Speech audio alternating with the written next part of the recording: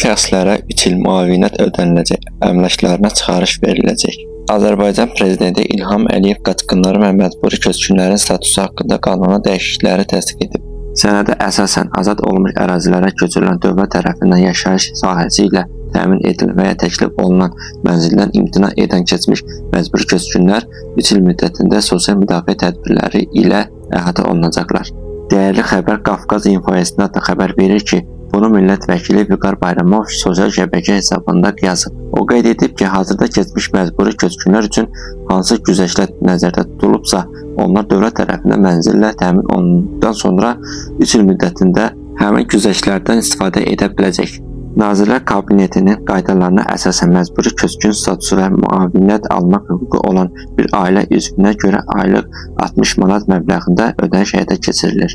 Eyni zamanda keçmiş məcburi köçkün ailələrinin övladları dövlət universitetlərinə ödənişli əsaslarla qəbul olunduqda onların təhsil haqqları dövlət tərəfindən qarşılanır. Bundan başqa bir sıra rüsumlar üzrə də güzəştlər mövcuddur. Yeni dəyişikliklərə əsasən həmin güzəştlər və sosial dəstək mexanizmlərin mənzillə təmin olunduqdan sonra da 3 il ərzində qüvvədə qalacaq. Vüqar Bayramov əlavə edib ki, eyni zamanda keçmiş məcburi köçkün ailəsinin övladı universitetə daxil olan zaman güzəşt hüququna malikdirsə, onun təhsil müddəti 3 ildən artıq olsa belə, bu hüquq bütün təhsil dövrünü əhatə edəcək. Yeni tələbə universitetə qəbul olarkən güzəşt hüququna sahibdirsə, həmin hüquq onun bütün təhsil müddəti ərzində qüvvədə qalacaq. Sənədə əsasən işğaldan azad edilmiş ərazilərdə daimi məskunlaşdırma fondu yaradılmasına başlanılır.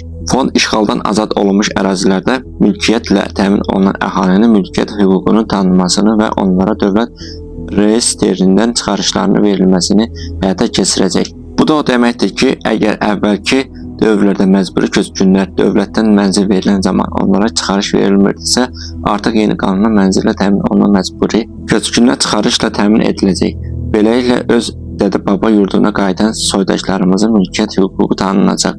Fərmana əsasən Azərbaycan Respublikasının qaçqınların və məcburi köçkünlərin işləri üzrə Dövlət Komitəsi məcburi köçkün statusu və onun təsdiq edən vəsiqəsinin verilməsinə dair qaydaların təkmilləşdirilməsinə dair 3 ay müddətində zəruri tədbirlər görüb Azərbaycan Prezidentinə məlumat verməlidir.